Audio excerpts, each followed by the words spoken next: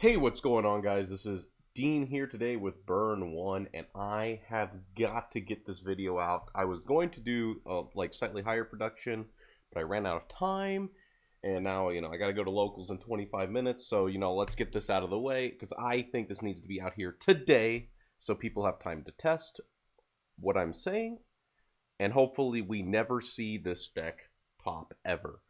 Okay, so this is Dual Laners. Tokyo Revengers. I believe everyone has heard it. Everybody's seen it. Everybody knows it, right? It is, I personally think, it's very toxic. I think if you're new to the game, if you're playing against anybody even slightly less experienced or somebody who doesn't know how to play against it, you probably insta-win. I do think that part is true. I will not deny that strength of the deck. However, I think this deck is unbelievably easy to counterplay, and it is actually bad. I don't think it's healthy for the game to exist, but I think that it's not very good, and I think that you can easily maintain like a 70% win rate against it or so.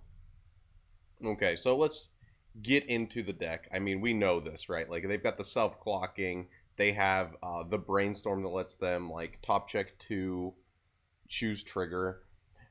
Their level 0 is very aggressive into a level 1 where they sit on 7Ks that attack twice, generating 6 stock a turn or 2 hand plus 4 stock. They're all clean. They get compressed super fast, and they are able to threaten a 9/5 counter.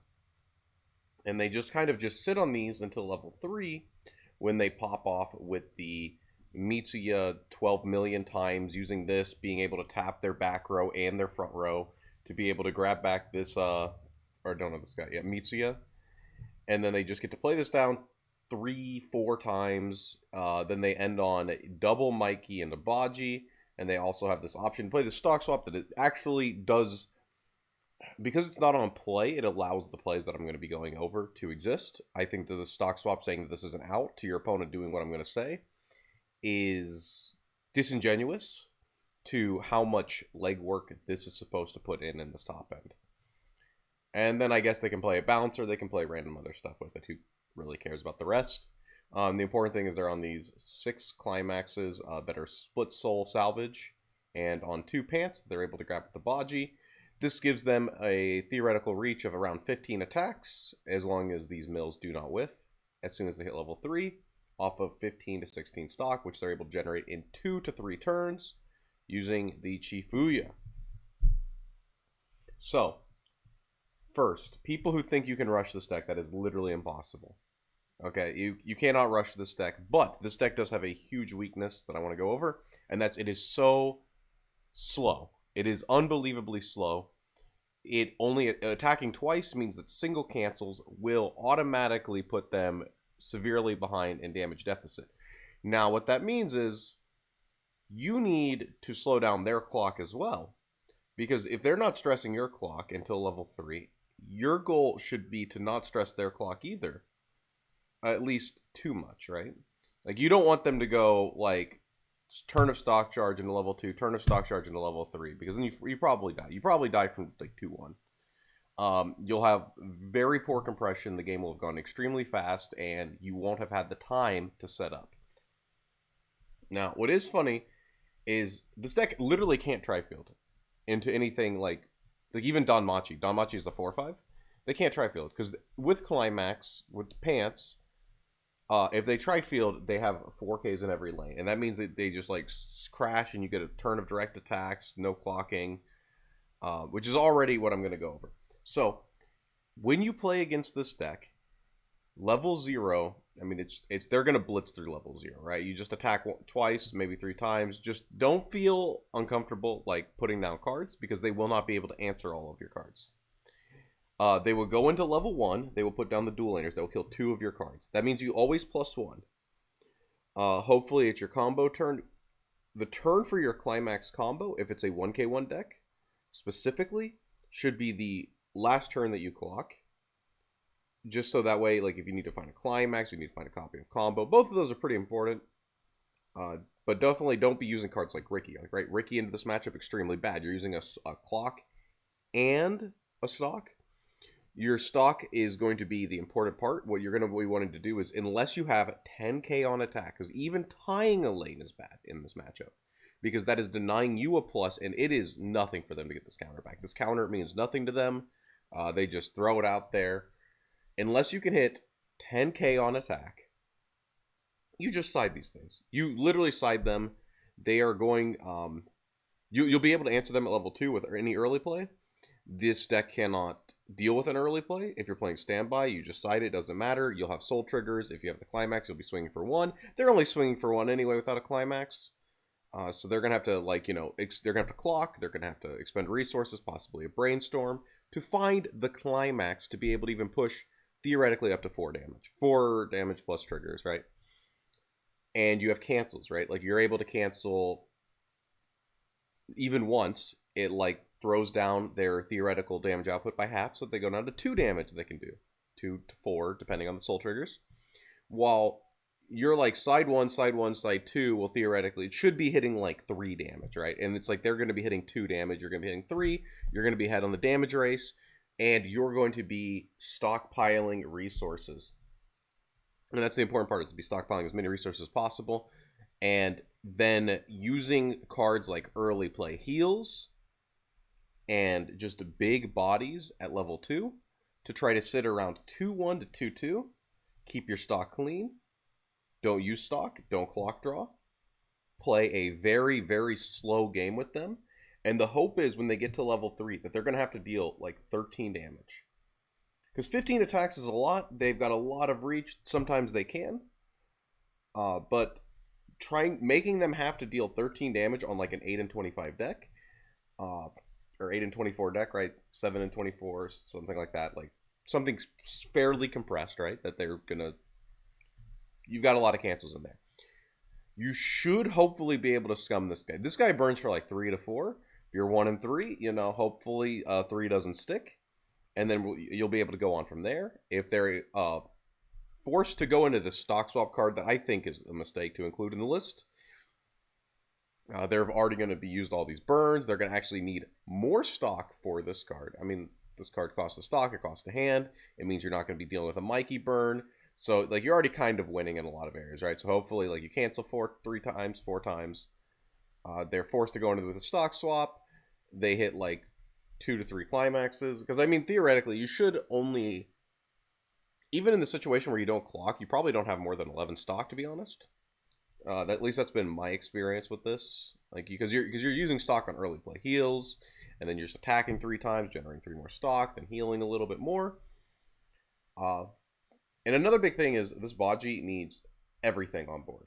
So if you're able to threaten a counter, they're forced to do very strange things. Like, they're able to get down to a 1-card deck, so they do have to have counterplay. Or they can go down to a 2-card deck, use this thing, choose trigger, side for 1, Machi bottom decks a soul trigger, swing in with the next Machi, bottom deck a soul trigger, side for 1, and then they're able to go with the Baji with the last soul trigger, siding for 1, refresh. So they do have counterplay to counters, defensive counters. And then, of course, like, this is Carmen's list. He's playing the bouncer. You know, being able to get that bounce off first. That way this thing can hopefully be able to actually...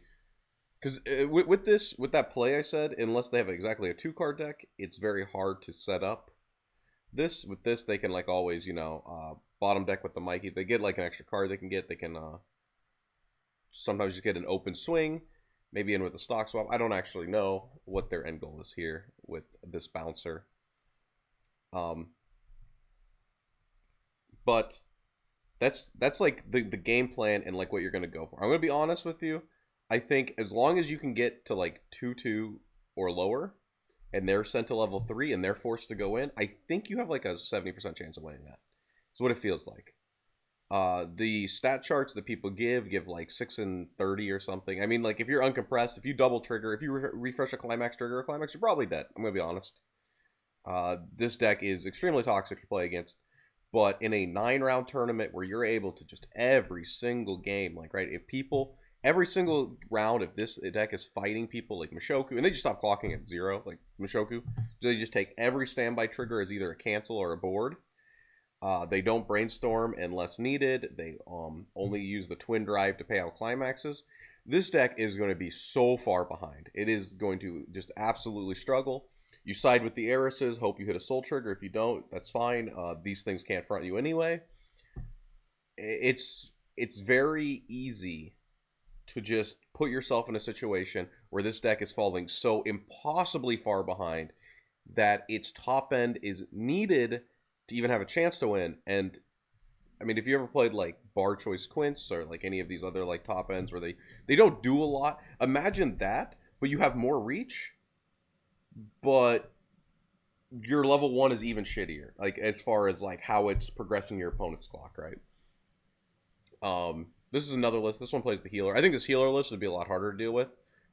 Being able to actually slow their own clock down means that they're able to put more strain on your clock.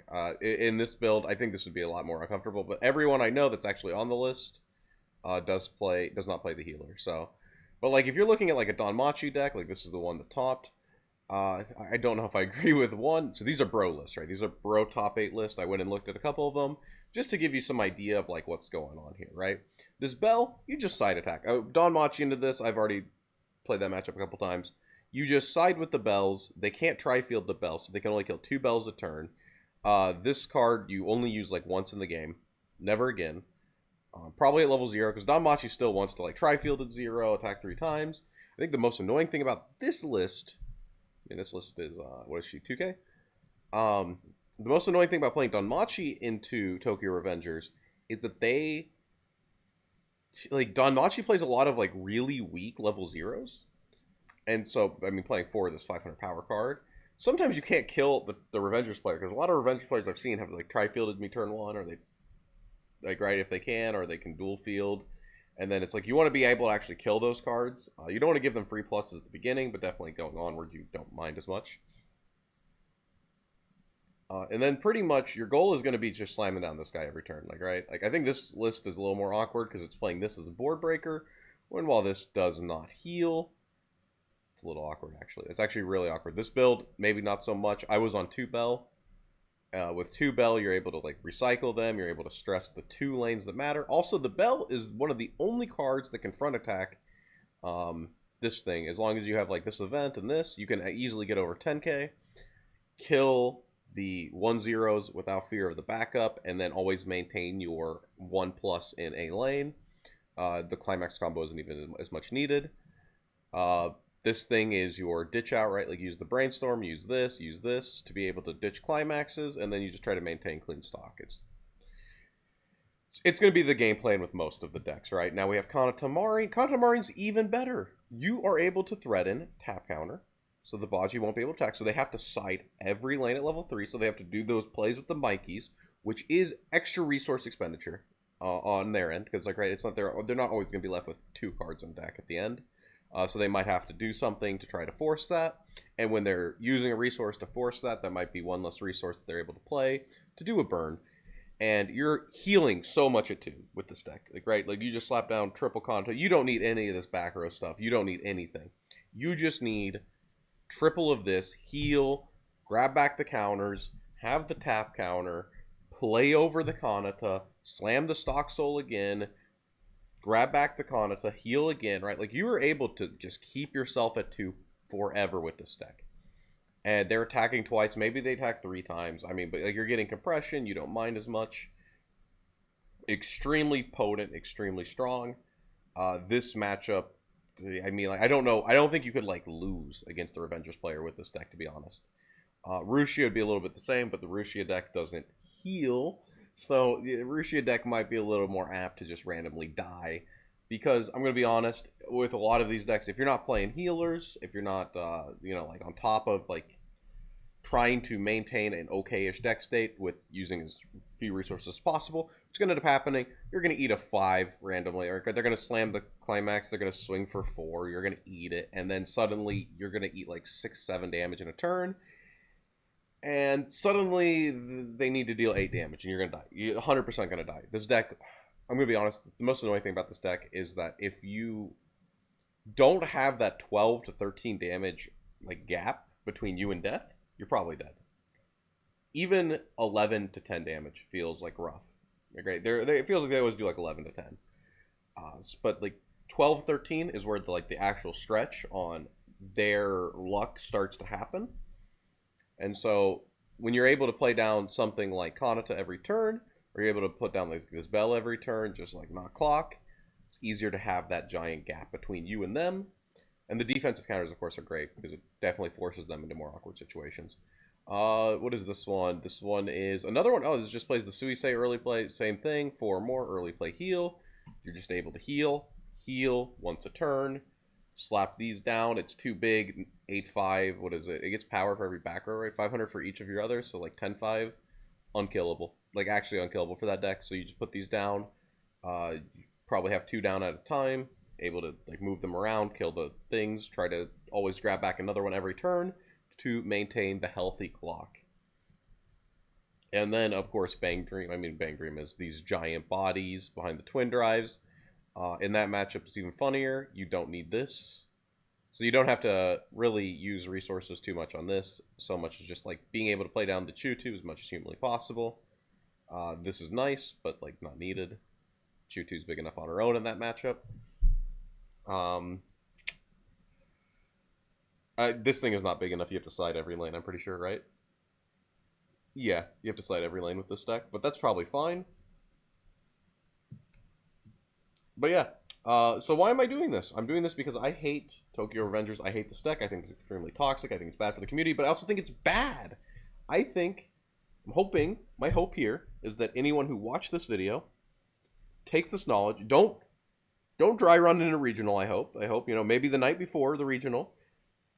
Get somebody else. I imagine everybody owns this deck. It costs like $30 after price hikes. It's probably like $60 deck.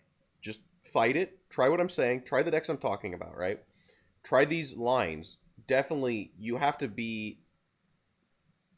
have like a little bit of game sense here with like what you're doing, but just try to conserve resources. Attack as many times as possible. Don't be afraid to side. Do be afraid to attack into them. They always have the counter. Just gonna be honest with that. They always have the counter. Whenever you do run into the counter, they kill your plus. You're always forced to. I always feel like I'm forced to clock after that. And just notice how little actual stress they put on you, and how easy it is to maintain a huge damage gap between you and them. But that's it for this video. I'm hoping that anyone who watched this doesn't lose. Good luck to everyone in Georgia. That's this weekend, and then going onward, hopefully we can see this slowly phase itself out. I don't like seeing a deck like this in the meta, and that's why I'm doing what I can to hopefully teach people how to stop it. So until next time, this is Dean signing out.